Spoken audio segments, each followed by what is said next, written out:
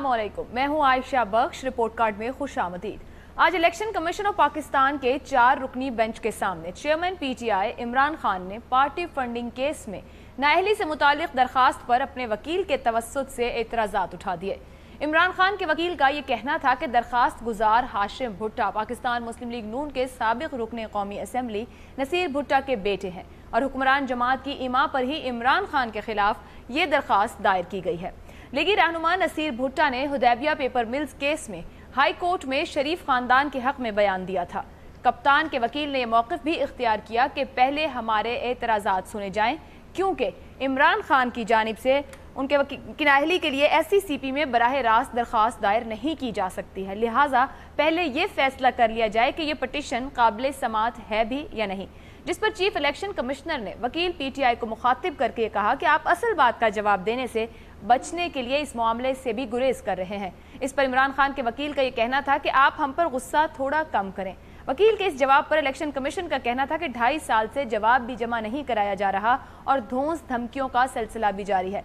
PTI के एतराज़ात पर chief election commissioner सरदार मोहम्मद रजा का कहना था कि हमारा ख्याल है आज इस मामले को गैर मुय्यना मुद्दत तक के लिए मुलतवी कर देते। इमरान खान के एतराज़ात पर दलाइल के लिए समात को 12 जुलाई तक के लिए मुलतवी कर दिया गया।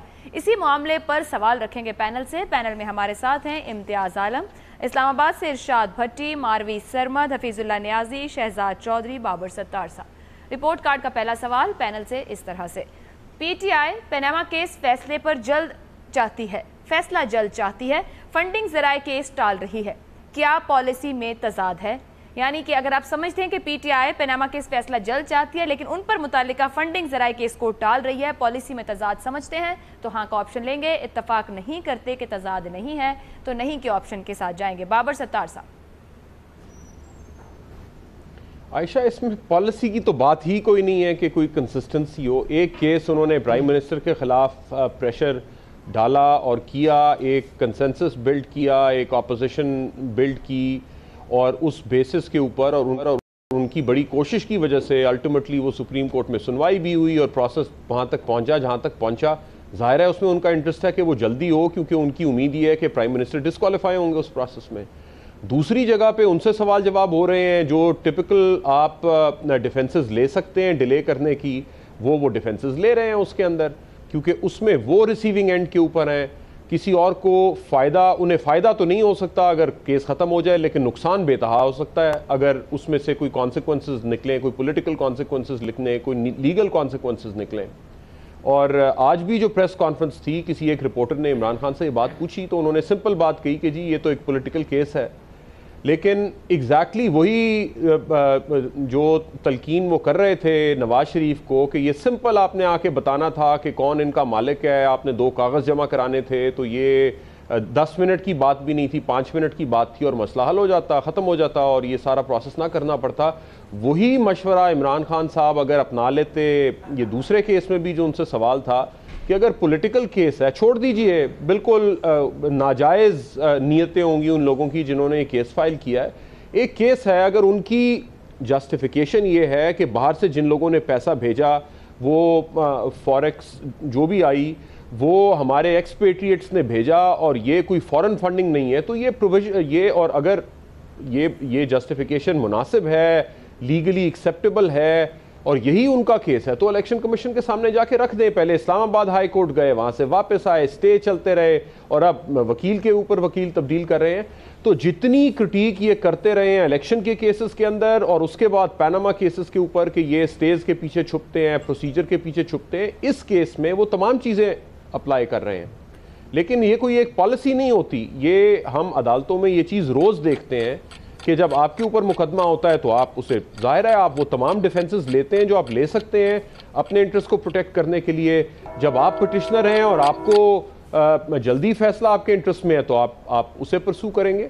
सो हर केस की एक अपनी स्ट्रैटेजी होती है, उन्होंने अपनी एक स्ट्रैटेजी बनाई है। पॉलिटिकली आप उसे बिल्कुल क्रिटिसाइज कर सकते हैं। आप ये कह रहे हैं, यहाँ तक एग्री कर रहे हैं कि सोच और अप्रोच PTI की या इमरान खान की अपना मामला लेकर मुख्तलिफ है लेकिन दूसरे के मामले पर मुख्तलिफ है। वो कहते हैं ना कि आओ एहतसाब आप करो, एहतसाब करो, मेरा भी करो, पर जब करवाने की बारी आई तो नहीं दे रहे उस वक्त। मैं ये कह रहा हूं कि किसी भी पॉलिटिकल पार्टी की तमाम लिटिगेशन के ऊपर एक पॉलिसी नहीं हो सकती। सो ये जो आपका क्वेश्चन है कि क्या पॉलिसी में तजाद है, पॉलिसी हो ही नहीं सकती। हर केस को आप उसके मेरिट्स पे देखते हैं और जो आप अपना बेस्ट इंटरेस्ट समझते हैं उसके लिए आप स्ट्रैटेजी बनाते हैं। इन्होंने एक स्ट्रैटेजी बनाई है, इसे डिले करने में इनका फायदा इन्हें नजर आता है। उन्होंने एक स्ट्रैटेजी बनाई है, डिले कर रहे हैं।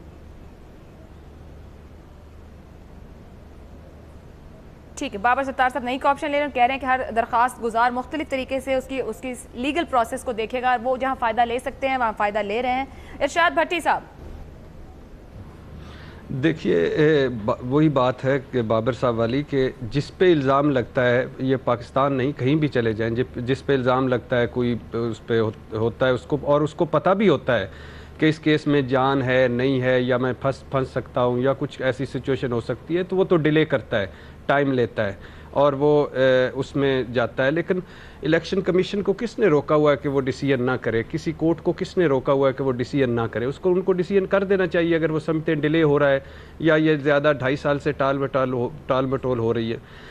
लेकिन जहाँ तक आपने दोनों को कंपैरिजन किया है, ये बड़ा गलत कंपैरिजन है। पनामा केस और पार्टी फंडिंग केस का कोई कंपैरिजन, यानी ऑरेंजेस विद एप्पल कंपैरिजन है कि एक इंटरनेशनल केस है, अरबों की मनी लॉन्ड्रिंग है, उसका सोर्स का पता नहीं है, दोनों जगह हुक्मरानों की करप्शन है, इदारे मुतासर हुए हैं, मुल्क कौम मुतासर हुई है, और इस पे पूरी पाकिस्तान और पूरा वो कई इस पे मुल्कों में शोर मच चुका है। दूसरी तरफ है एक पार्टी फंडिंग केस जिसने ये केस उठाया हुआ है वो बैरून मुल्क कोई पाकिस्तानी भी नहीं है, पाकिस्तानी है, चलो उसने कर दिया, और उसमें कोई इदारा भी उसमें इन्वॉल्व नहीं है, कोई मुल्क कौम की करप्शन नहीं है, कोई उसमें कौम का पैसा या टैक्स चोरी नहीं है, मनी लॉन्ड्रिंग नहीं है।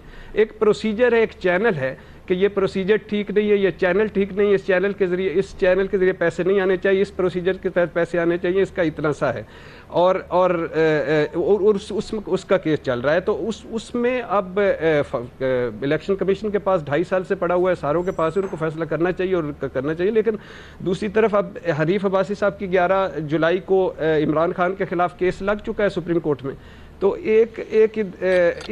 इसकी बुनियाद पे बनाना कि वो कर रहे हैं, कोई तजाद नहीं है, उनका ये हक हासिल है। और मुस्लिम लीग नून भी 1.5 साल पनामा को डिले कर चुकी है और बहुत उन्होंने भी किया है, तो दोनों का हक हासिल, दोनों का, इसमें कोई ऐसा तजाद नहीं, मैं नहीं समझता कि ऐसा है।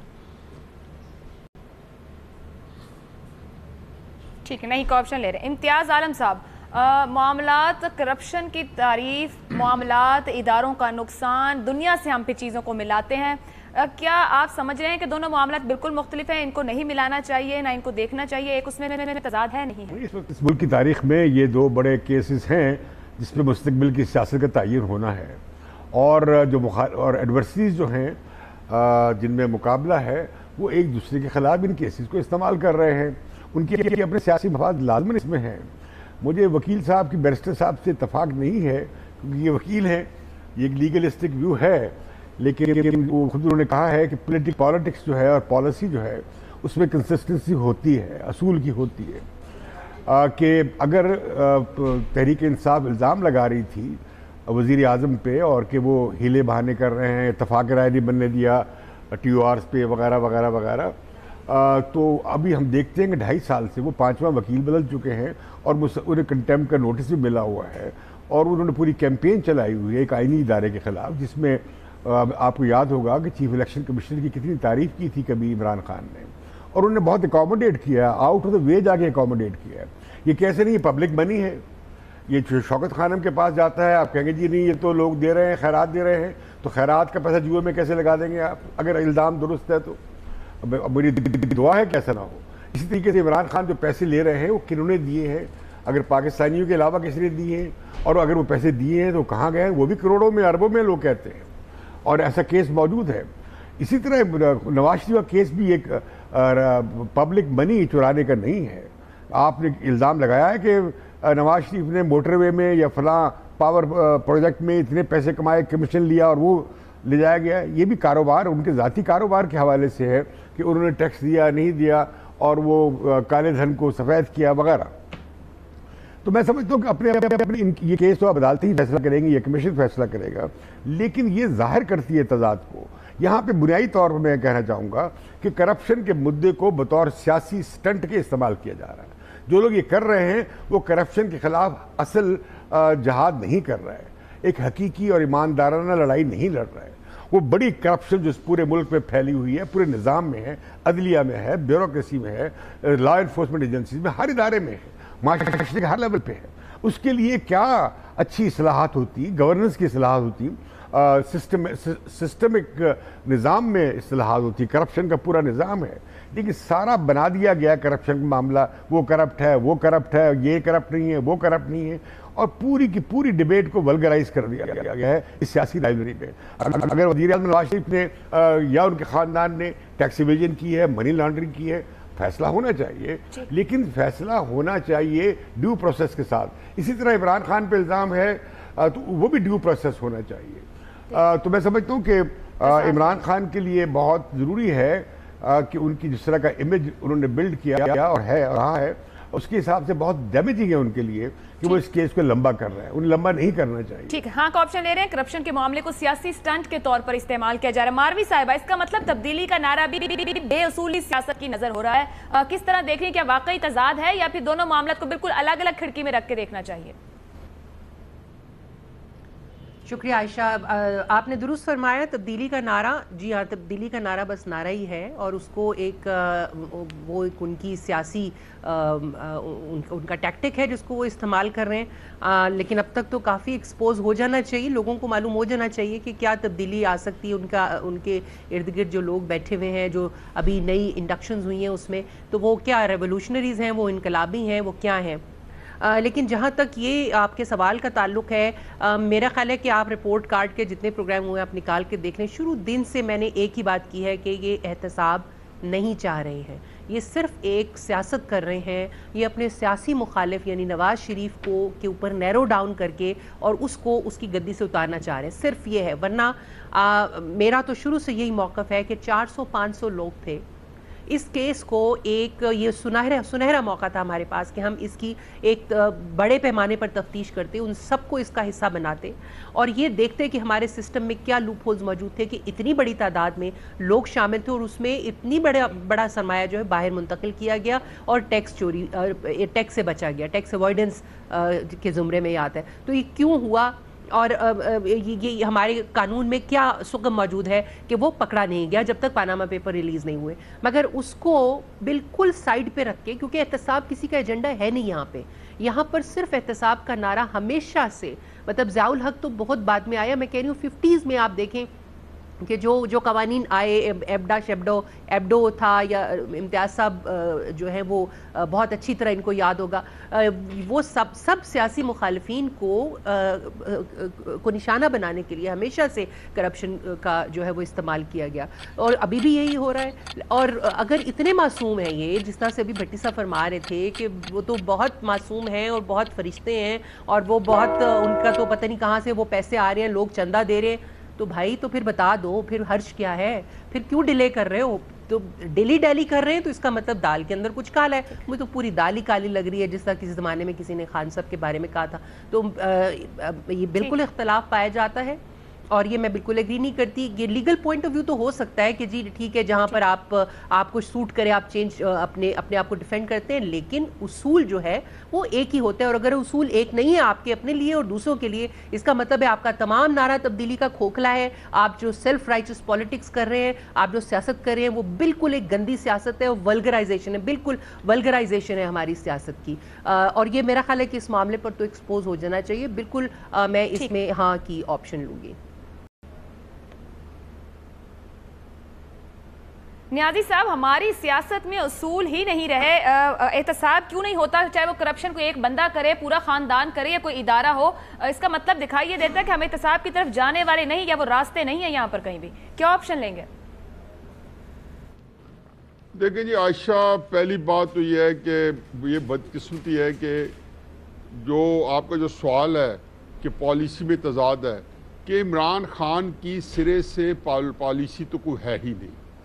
तो तजाद तो जो दूसरा उसका हिस्सा है कि पॉलिसी होती तो फिर उसका आप व्याप करते, उसके अंदर आप कंपेयर करते है या नहीं है।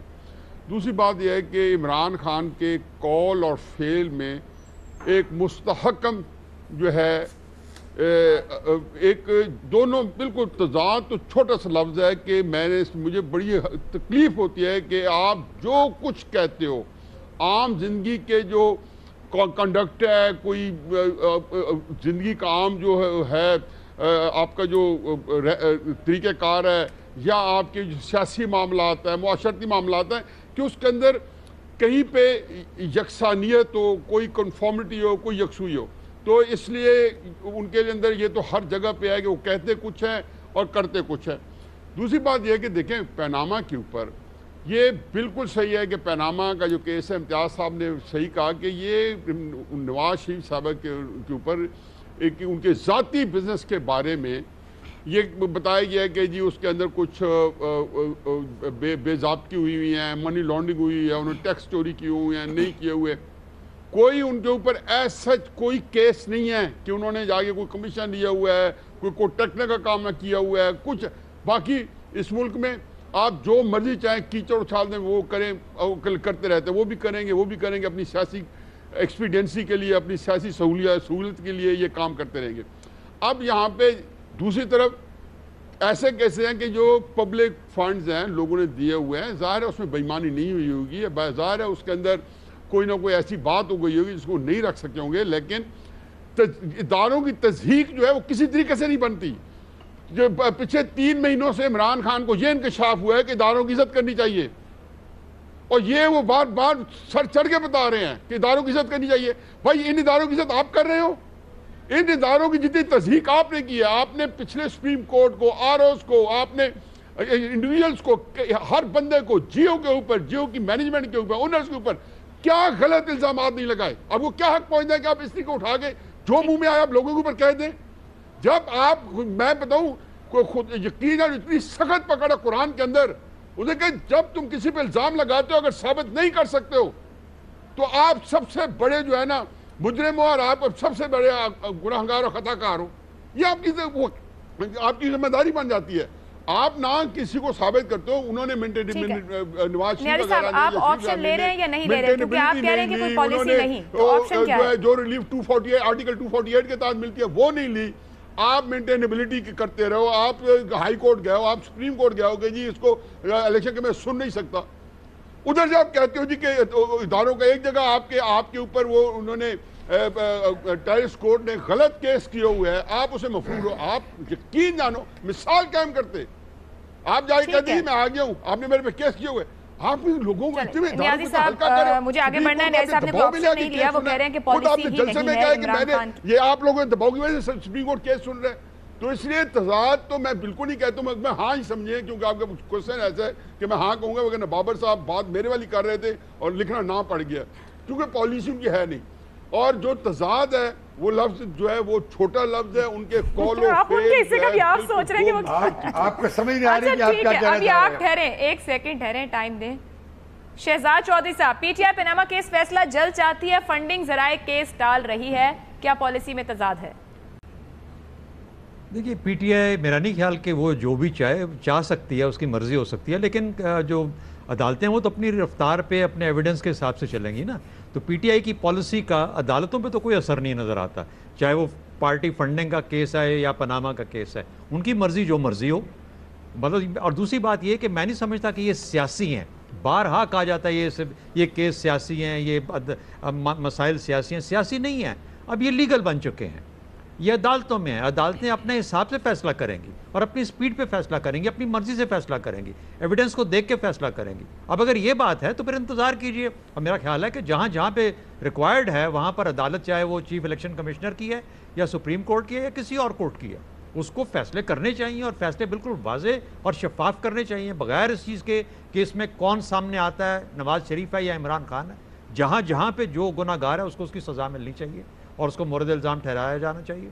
एक चीज़ अलबत्ता ज़रूर है, और दोनों अदालतों से, चीफ इलेक्शन कमिश्नर से भी और सुप्रीम कोर्ट से, दोनों केसेस के अंदर अगर किसी चीज़ की तवक्को एडिशनली की जा सकती है इंसाफ के साथ साथ, वो ये है कि डायरेक्शन होना चाहिए पार्लियामेंट के लिए कि इन तरह के तमाम मसाइल के लिए आइंदा ऐसे कवानीन इस्टेब्लिश करें कि ये काम at an early level establish कर लिया जाए कि ये आदमी इन चीज़ों के साथ क्या अहल है इलेक्शन लड़ने का या नहीं है।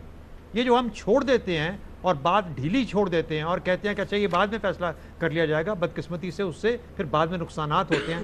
पिछले 1.25 साल से इस मुल्क के अंदर कोई काम का फैसला नहीं कर पाई और ख़ासतौर पर यह हुकूमत पिछले 6 माह से तो बिल्कुल ही पनामा के अंदर फंसी हुई है। तो मेरा ख्याल है कि इन चीज़ों से बचने के लिए गवर्नेंस जारी रहे, हुकूमत का काम जारी रहे, स्टेट क्राफ्ट जारी रहे, लोग फैसले अपने जो करने वाले हैं वो करें, तो अदालत पे छोड़ दीजिए। ये सियासी भी नहीं है, ये पीटीआई की पॉलिसी इमटीरियल है, इररेलेवेंट है, उसका कोई फ़र्क नहीं पड़ता मेरी नज़र के अंदर।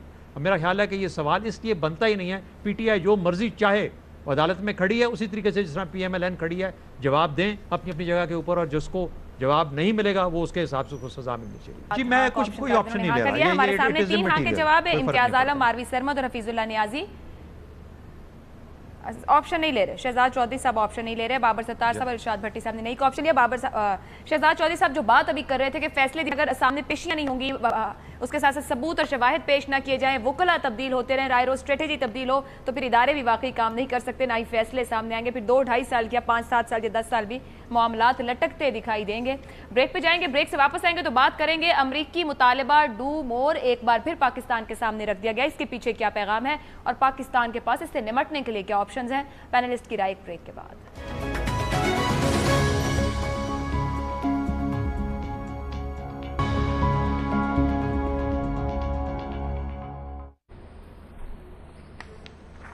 रिपोर्ट कार्ड में एक बार फिर खुशामदीद। डू मोर का दायमी मुतालबा अब भी जारी। अमरीका हक्कानी नेटवर्क के खिलाफ कार्रवाई चाहता है। पाकिस्तान पर वाज़ेह कर दिया कि वो रवैया बदले, अगर ऐसा ना हुआ तो बतौर कौम शायद हम अपना रवैया तब्दील कर लें। इन ख्यालात का इजहार अमरीकी सेनेटर जॉन मैकेन ने गुज़श्ता रोज अफगान सदर अशरफ गनी से मुलाकात के बाद किया। काबुल में प्रेस कॉन्फ्रेंस में उन्होंने ये कहा और साथ ही जॉन मैकेन ने पाकिस्तान की सिविल और अस्करी क़यादत को वाशगाफ अल्फाज में कहा है कि अमरीका दहशतगर्दी बिलखुसूस हक्कानी नेटवर्क के खात्मे में पाकिस्तान के इक़दामात पर नजर रखे हुए है। अमरीकी सेनेटर का ताज़ा बयान इस हवाले से हैरान कुन है कि अपने दौरा पाकिस्तान के दौरान उन्होंने दहशतगर्दी के खिलाफ पाकिस्तान की कुर्बानियों का न सिर्फ एतराफ़ किया बल्कि आला अस्करी क़यादत के हमरा जनूबी वज़ीरिस्तान का भी दौरा किया। वाज़ेह रहे कि अमरीका का पाकिस्तान से डू मोर का मुतालबा साबिक़ फौजी हुक्मरान जनरल परवेज़ मुशर्रफ के दौर से जारी है। कभी कोलिशन सपोर्ट फंड की बंदिश तो कभी फौजी इमदाद में कमी, धमकियों और इल्जामात की फहरिस्त काफ़ी तवील है।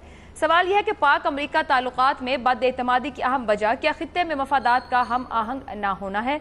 क्या वजह है कि अमरीकी और अफगान क़यादत हमारी तमाम तर यकीन दहानियों के बावजूद एतमाद करने को तैयार नहीं? और सबसे आम सवाल ये कि अमरीका पाकिस्तान को रवैया बदलने का जो पैगाम दे रहा है, आखिर इन अल्फाज के पीछे क्या पैगाम है, क्या छुपा है, क्या कहानी है? इसी मामले पर पैनल के सामने सवाल रखेंगे। सवाल इस तरह से है, डू मोर के अमरीकी मुतालबात पाकिस्तान के पास क्या ऑप्शंस हैं? ओपन फोरम रखेंगे, पैनल ऑप्शंस देगा कि पाकिस्तान जो गुज़श्ता तकरीबन दहाई से ज़्यादा हो गया, शायद मामला तो पाकिस्तान अमेरिका के पहले से इसी तरह के हैं कि पाकिस्तान अमेरिका के साथ इत्तेहादी होने के बावजूद सिर्फ उसके मुतालबात पूरे करता दिखाई देता है, लेकिन अमेरिका से पाकिस्तान के साथ कभी उस तरह के ताल्लुकात या उस तरह से उसको इत्तेहादी के तौर पर लिया नहीं गया। अब पाकिस्तान के पास क्या ऑप्शन है? गुज़श्ता दिनों का हम आर्मी चीफ का बयान भी सामने है कि अब डू मोर की बारी दूसरी तरफ से होगी। हम बाबर सत्तार साहब आपके सामने पहले ही रखेंगे, किस तरह से आप देख रहे हैं पाकिस्तान के पास मौजूद ऑप्शंस को? आयशा देखिए, ये बात या तो कोई प्रेस कॉन्फ्रेंस की होती अमरीकी सेनेटर्स ने पाकिस्तान के अंदर, तो हमें पता होता कि उनकी क्या बातचीत हुई है। हमें तो वही बात पता चली जो हमें स्टेट ने बता दी कि जी ये बात हुई, उन्होंने बड़ी तारीफ़ की। तो जो भी रिलीज़ आई वो तो एक तरह की जो बात हमें पाकिस्तान की रियासत बताना चाहती थी वो उसने बताई। तो आप पता नहीं अंदर खाने अब उन्होंने कितनी तफसील से बात की होगी, क्या कहा होगा, क्या क्रिटिसिज्म हुआ होगा, और अगर वो हंसी खुशी ये बातचीत कर रहे थे और कोई डिफरेंस ऑफ ओपिनियन नहीं था तो फिर उन्हें उनके साथ गए, उन्हें प्रेजेंटेशंस भी दी, उन्हें वज़ीरिस्तान भी लेके गए, सारी कहानी भी उन्हें बताई।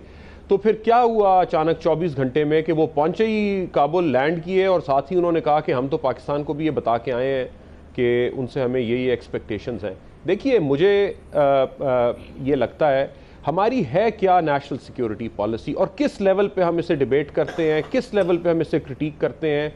हम पिछले 3-4 साल से ये बात करते चले आ रहे हैं, जब से एबटाबाद और उसके बाद फिर पेशावर वाला वाक़या जब हुआ तो हम उस वक्त से ये बातचीत करते चले आ रहे हैं कि हमें टेररिज्म के ख़िलाफ़ और फिर हमारी कंसिस्टेंट पॉलिसी हमें करनी पड़ेगी। बेशक चीज़ पाकिस्तान के अंदर हो रही हो, बेशक चीज़ पाकिस्तान से बाहर हो रही हो, अफगानिस्तान के अंदर हो रही हो। तो मेरी तो समझ से बाहर है कि अगर हमारी नेशनल सिक्योरिटी पॉलिसी का हदफ ये था कि हमने अपनी नेशनल सिक्योरिटी पॉलिसी और फॉरेन पॉलिसी की ऐसी फ्रेम करनी है जिसका आउटकम ये होगा कि हमें ज़्यादा तहफ़्फ़ुज़ महसूस होगा खित्ते के अंदर बैठे हुए, एक बड़ा वॉलेटाइल एनवायरनमेंट है जिसमें हम बैठे हुए, तो फिर क्या आउटकम है उस पॉलिसी का? उस पॉलिसी ने हमें क्या फ़ायदे दिए? क्या आज हमें ज़्यादा सिक्योरिटी महसूस हो रही है? क्या दोनों बॉर्डर ज़्यादा कंफर्टेबल हैं? क्या अफगानिस्तान से हमारे ताल्लुक बेहतर हो गए? पिछला प्रेसिडेंट भी हमें पसंद नहीं करता था, ये भी हमें पसंद नहीं करता। अफगानिस्तान में हमारे पास उनके रेफ्यूजीज़ भी हैं, हमारे पास बहुत सारे अफगान यहाँ पे भी रहते हैं, हमारे पास लेवरेज भी है, ट्रांजिट ट्रेड भी होता है, लेकिन समाओ अफगानिस्तान हमारे खिलाफ है। उनके लोगों से बात करें वो हमें बुरा भला कहते हैं, उनकी हुकूमतें हमें बुरा भला कहती हैं। अमेरिका कंसिस्टेंटली ये बात कह रहा है कि हमें कुछ ना कुछ करने की ज़रूरत है। एक एडमिनिस्ट्रेशन आती है वो बात करती है, दूसरी आती है। अब अगर अमेरिकी अपने फौजी यहाँ भिजवा रहे होंगे और वो ज़्यादा ड्रोन अटैक्स करना शुरू कर देंगे, बाकी कर देंगे और धमकी देंगे, तो फिर हम भी दो चार हकानियों को पकड़ के इधर उधर कर देंगे। तो ये किस तरह की पॉलिसी है? तो क्या ये हमारी नेशनल सिक्योरिटी को एनहांस कर रही है? हमारी पॉलिसी ही सवाल है सबसे बड़ा। जी, मुझे लगता है कि हमारा देखिए ना, पॉलिसी हो तो मैं डिफेंड करूं उसे, मुझे क्या पता, एज अ सिटीजन मुझे नहीं पता कि हमारी पॉलिसी क्या है। क्या पार्लियामेंट में कभी डिबेट हुई? कोई नेशनल सिक्योरिटी कमेटी है जो रिव्यू करती है, जो बताती है, उसके बाद एक नेशनल नैरेटिव इवॉल्व होता है कि जी हमारा नैरेटिव क्या है? हमारा नैरेटिव तो वो है जो हमें ISPR बता देती है कि जी अफगानिस्तान वाले बहुत बुरे हैं, देखें हम पे एतमाद नहीं कर रहे। ये हमारा नैरेटिव है, लेकिन उसके पीछे क्या थिंकिंग है, हम क्या कर रहे हैं? क्या किसी वक्त हमारा हकानियों से कोई ताल्लुक था? हमने किस वक्त वो ख़त्म कर दिया? किस वक्त हमने उन्हें कहा जाइए अपने मुल्क जाइए? तो ये किसी लेवल पे तो इसके ऊपर क्रिटिकल डिबेट होनी चाहिए। मेरा ख्याल है जब तक आप इंस्टीट्यूशनलाइज नहीं करेंगे नेशनल सिक्योरिटी पॉलिसी की आर्टिकुलेशन को, और वो कैसे बनती है और उसका क्या हदफ है, और उसका फिर रिव्यू नहीं करेंगे इंस्टीट्यूशनल प्रोसेस के थ्रू, हमारे ये प्रॉब्लम्स चलते रहेंगे। ठीक है, शहजाद चौधरी साहब। देखिए, मेरा नहीं ख्याल कि पाकिस्तान के कंट्रोल और काबू में सब कुछ है जो कि इस खत्ते में हो रहा है, और ख़ास तौर पे जो अफ़गानिस्तान में हो रहा है। अफ़गानिस्तान में अगर जंग जारी रहती है तो पाकिस्तान के लिए बहुत ज़्यादा ख़तरनाक है। उसके हमने प्रूफ भी देख लिए, सबूत भी देख लिए, उसके असरात भी हमने देख लिए, सह करके भी देख लिए। अफ़गानिस्तान के अंदर जो अशराफिया है वो भी शायद ना चाहे कि अफ़गानिस्तान में जंग बंद हो, क्योंकि उससे उनके अपने मफाद वाबस्ता हैं। पैसा आता है, अमरीकी वहाँ पे हैं, लोग फंड्स भेजते हैं, नेटो के कुछ ना कुछ वहाँ पे एलिमेंट्स हैं, और वो पैसा जब अफ़गान हुकूमत के पास आता है तो अफ़गानिस्तान के अशराफिया के हाथ में जाता है, तो काबुल खुश है उससे, बाकी अफ़गानिस्तान सारा जंग में घिरा हुआ है। अफ़गानिस्तान के लोग बेचारे बहुत ज़्यादा मार खा रहे हैं, शायद वो चाहते होंगे कि जंग बंद हो जाए। अमरीकी भी शायद ना चाहें कि जंग बंद हो, क्योंकि अगर जंग बंद हो जाती है और अमन आ जाता है अफ़गानिस्तान में तो अमरीका को फिर यहाँ से जाना पड़ जाएगा। मेरा नहीं ख्याल कि अमरीका इतनी आसानी से यहाँ से चला जाएगा। ईरान चाहेगा कि जंग बंद हो जाए, अफ़गानिस्तान में अमन आ जाए, क्योंकि उनकी ईरान में अगर वहाँ में अमन नहीं आता तो फिर अमरीकियों को वहाँ की मौजूदगी जो है वो ईरान को तंग करती है। चीन भी चाहेगा कि अमन आ जाए, रूस भी चाहेगा कि अमन आ जाए, भारत शायद नहीं चाहेगा कि अमन आए, क्योंकि उसको एक और दरवाज़ा मिला हुआ है पाकिस्तान पे हमले करने का। तो इसके अंदर जो लोग हैं जिनको कि चाहिए, जो कि चाहते हैं कि अमन आए अफ़गानिस्तान में, मेरी नज़र में वो पाकिस्तान, ईरान, रूस और चीन, और गालिबन जो नहीं चाहते, और अफ़गानिस्तान के अवाम। तालिबान जो हैं वो शायद अभी भी इस उम्मीद में है कि हम शायद इस पर कब्ज़ा कर लेंगे, इन्होंने थक के चले जाना है तो हम फिर भी इस अफ़गान हुकूमत को, और हकीकत भी ये है कि जिस दिन अमरीकी चले गए ये अफ़गान हुकूमत हाउस ऑफ कार्ड्स की तरह बैठ जाएगी, इसके पास खुद तो कुछ भी नहीं है।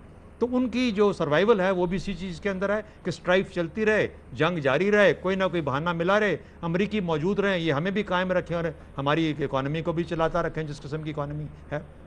तो ये हालात हैं। इसके अंदर करना क्या है पाकिस्तान को?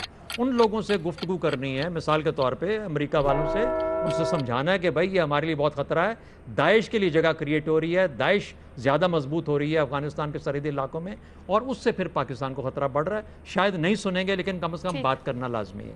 अफगानिस्तान की हुकूमत के साथ बात करना लाजमी है, इसलिए उनको समझाया, उन अफ़गानिस्तान की हुकूमत को भी समझाना लाजमी और ज़रूरी है, ताकि अफ़गानिस्तान की हुकूमत अगर अपने अवाम का और अपने मुल्क का ख्याल रखना चाहती है तो उनको भी बात माननी चाहिए।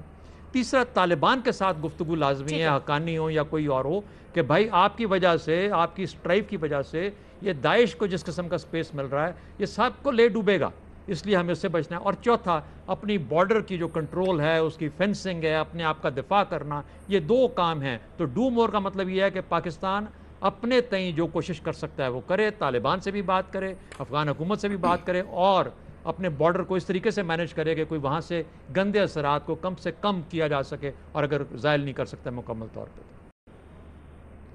नियाज़ी साहब, शहजाद साहब जो बात कर रहे हैं, खित्ते में जो कुछ हो रहा है पाकिस्तान के कंट्रोल में नहीं, अमेरिका के क्या अज़ाइम आपको दिखते हैं? इस डू मोर में क्या छुपा है? पाकिस्तान कितना तैयार है? क्या पाकिस्तान के पास कोई ऑप्शंस हैं?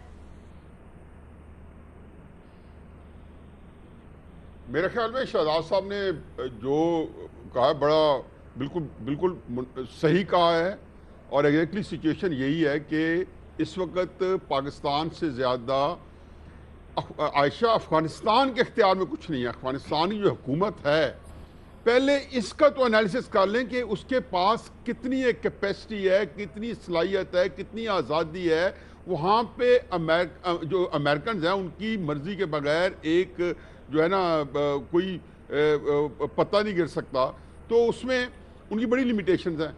फिर दूसरी बात है कि आज तकरीबन दिन को 3 बजे के करीब पाकिस्तानी वक्त के, नहीं 1 बजे करीब, ताजिकिस्तान, अफगानिस्तान और पाकिस्तान के सरबराहान वहाँ मिले हैं, बैठे हैं और घंटा 1.5 घंटे ये रिजॉल्व करते रहे हैं कि जी इस वक्त ताजिकिस्तान का प्रॉब्लम यह है कि उसको डेस्परेटली पाकिस्तान के रास्ते अपना सारा निज़ाम चलाना है, क्योंकि वो हर जगह से बहुत दूर है, लैंड लॉक्ड है और उसको कोई कहीं से कोई रसाई नहीं है।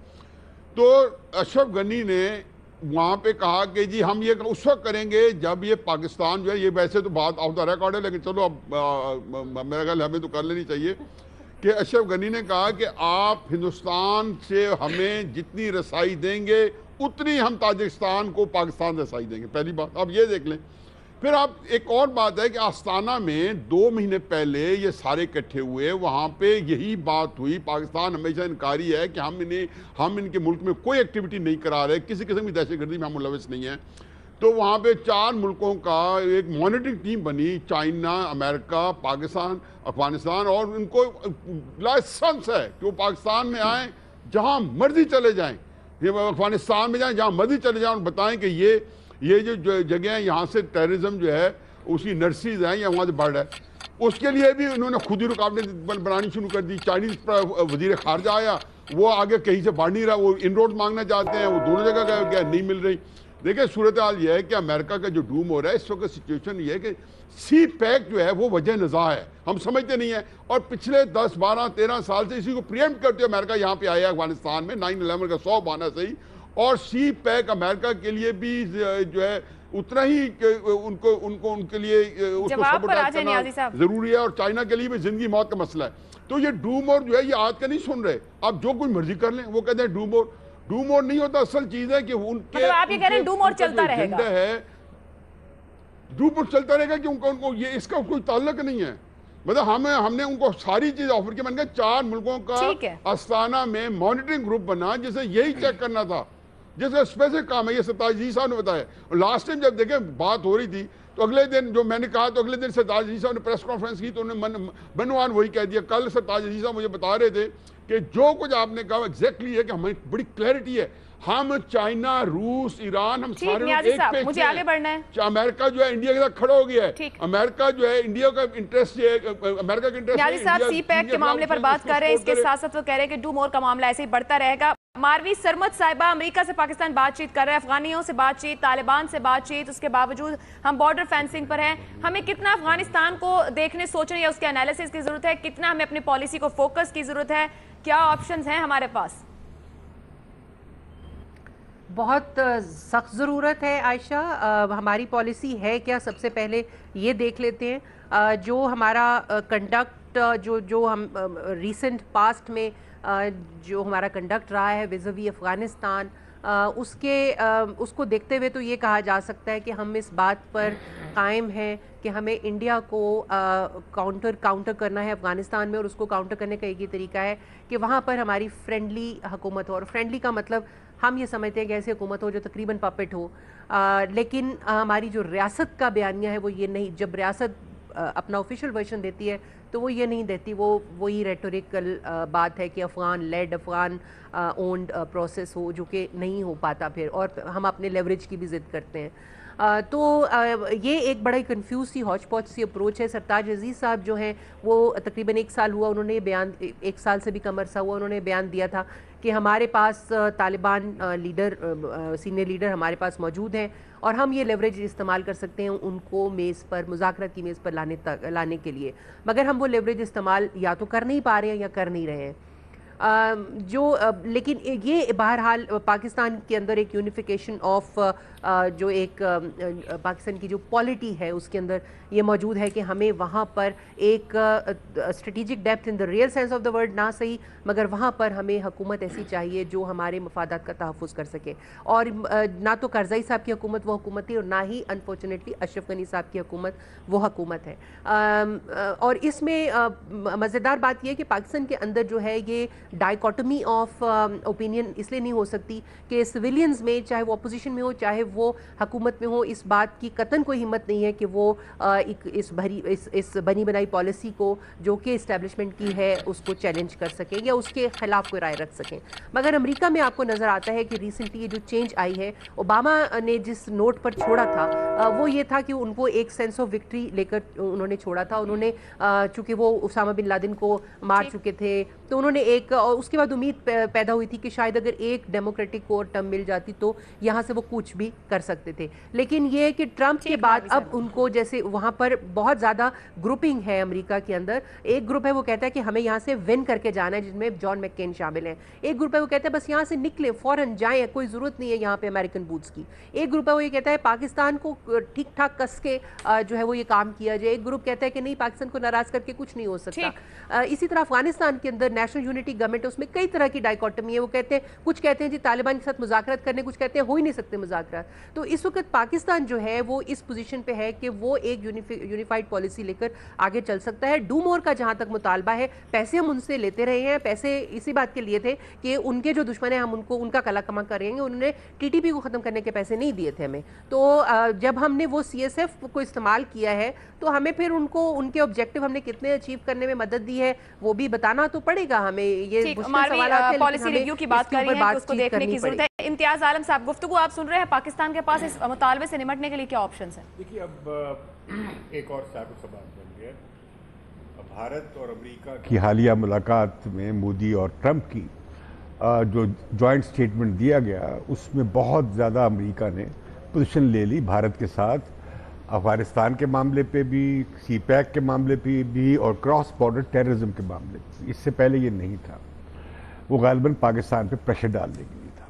अब चूंकि ये पेंडुलम में दूसरी तरफ चला गया अमेरिका, तो ये सेनेटर्स आए और ये बहुत बड़ा ताकतवर डेलीगेशन था सेनेट का, और इन लोगों ने सिर्फ ICPR के बयान से मालूम नहीं हुआ, मैंने खुद उनके सेनेटर्स के बयान सुने और उन्हें इंतहाई इत्मीनान का इजहार किया वज़ीरिस्तान की सूरत हाल पर। लेकिन जो बयान उन्होंने काबुल में दिया है गालिबन ये उन्होंने यहाँ भी दिया, क्योंकि हम देख रहे हैं और सुन रहे हैं और बहुत सारे ज़राए से बात अमेरिकी प्रेस में भी छप रही है कि जनरल मैटिस जो हैं उसके हवाले किया है काम ट्रंप ने, और जुलाई के आखिर में पॉलिसी बनने जा रही है। हमारा बड़ा मसला ये है कि जो भारत की और अमेरिका की जो इक्वेशन बनी है इन तीनों मुद्दों पे जो हमारे लिए बड़े अजीज़ हैं, कश्मीर हो या CPEC हो या अफगानिस्तान हो, तो हमें यकीनन अमेरिका को अपनी तरफ खींचना चाहिए और जो चला गया उसका रुख हिंदुस्तान की तरफ। दूसरी बात है कि डू मोर की बात से पहले ये सोच लिया जाए हमारी स्टेटेड पॉलिसी क्या है, सरकारी ऐलान शुदा पॉलिसी। वो आप चीफ ऑफ आर्मी स्टाफ की बयान ले लें, प्राइम मिनिस्टर के ले लें, किसी के भी ले लें, वो कहते हैं कि पाकिस्तान की सरजमीन इस्तेमाल नहीं होगी किसी दूसरे मुल्क के खिलाफ दहशतगर्दी के लिए, फुल स्टॉप। अब इस पर अगर हम अमल दरामद कर दें फुल्ली, हम पाबंद हैं इस पॉलिसी की जो हमारी अपनी पॉलिसी और हमारे अपने मफाद में है, तो हम ये मुतालबा अफगानिस्तान से भी कर सकते हैं। देखिए, हमें रोक दिया है अपनी सरजमीन से, आप भी रोकें। ये जो है ना कि हम उन्हें बता देंगे, तालीम कर देंगे, उन्हें एजुकेट कर देंगे, कन्विंस कर लेंगे, ये है सेल्फ राइटियस व्यू कि मैं ठीक हूँ बाकी गलत है, ये बिल्कुल झूठ है। तो मैं समझता हूँ कि पाकिस्तान को अभी तक अब सवाल एक आ जाएगा कि क्या सवाल ये आ जाएगा तालिबान पे हमारा कितना असर है, कितना नहीं है। दूसरी बात, हम तालिबान के बारे में अब क्या पॉलिसी रखते हैं। ठीक, हम उन्हें कहें कि अगर हम चाहते हैं कि अफगानिस्तान में अमन आए, हम अगर चाहते हैं कि दलदल हमारे सर न पड़े, तो हम तय करें कि तालिबान से हम कहें कि वो सीज फायर करें और बातचीत करें। ठीक है इम्तियाज साहब। और दूसरी बात यह कि पाकिस्तान से अफगानिस्तान के खिलाफ कार्रवाई न हो। इसी तरह हम समझते हैं कि अफगानिस्तान हमें यकीन दिलाए और इनके खिलाफ ज्वाइंट ऑपरेशन, ये जो तजवीज़ आई है अभी सामने, वो अच्छी तजवीज़ है, उसे मानना चाहिए। ठीक है, पॉलिसी रिव्यू की ही बात हो रही है, पॉलिसी को देखने की जरूरत है। इरशाद भट्टी साहब यो से। देखिए, पहली बात तो ये है कि जैसा भी करें, 25-30 साल से हम ये जंग लड़ रहे हैं। एक खेप हमने तैयार की इनके साथ, अमेरिका और उनके साथ मिल के, और दूसरी पूरा तालिबान के साथ हमारा एक ट्रैक रिकॉर्ड है। इसके अलावा उसामा यहाँ निकलता है, मुल्ला उमर यहाँ मारा जाता है, बाकी लोगों की औलादें जदादें यहाँ निकलती हैं। तो ये तो एक हकीकत है कि वो अफ़गानिस्तान में जब कभी भी अच्छा या बुरा होगा, पहली बात तो यह है कि हम पे वो इल्ज़ाम आएगा और डू मोर की बात होगी। और 52 कंट्रीज़ की वहाँ फ़ौज है, अमेरिका, वो सारे वो करते रहेंगे। दूसरी बात ये है कि ये आता कब है। अब हालात देखें, जैसे जब भी हमारे यहाँ मोदी साहब अमेरिका के दौरे पे थे, हमारे अंदरूनी हालात पैनामा और उसकी वजह से किन सिचुएशन पे पहुँचे हुए हैं और हमारे सारे दोस्त ममालिक अपने किन किन चक्रों में उलझे हुए हैं, तो उस वक्त ये बड़े आइडियल सिचुएशन थी कि बाजू मरोड़ा जाए, और ये है। लेकिन अब ये है कि इस पे करना क्या चाहिए। देखिए, तालिबान इशू नहीं है, हक्कानी नेटवर्क इशू नहीं है। 2011 में हामिद मीर के प्रोग्राम में हिलरी क्लिंटन ने पाकिस्तान का शुक्रिया अदा किया कि हम उनके ज़रिए तालिबान उन हक्कानी नेटवर्क से गुफ्तगू कर रहे हैं और मुज़ाकरात कर रहे हैं। और दूसरी बात यह है कि दोहा से काबुल तक, काबुल से दोहा तक वो खुद उन्होंने इंगेज किया हुआ है। बात सिर्फ दो पॉइंट्स हैं, बाकी सारे लैम एक्सक्यूजेज हैं। पहला है शकील अफरीदी, दूसरा है न्यूक्लियर हमारा जो एसिड है। इन दोनों पे वो बात करना चाहते हैं। अब इसमें हमें क्या करना चाहिए? हमें करना ये चाहिए कि खुद इंसारी खत्म करके अपना घर दुरुस्त करें। यहाँ पर प्रोग्राम आपने देखा, अपना फीडबैक भेज सकते हैं। इजाजत दीजिए, अल्लाह हाफ़िज़।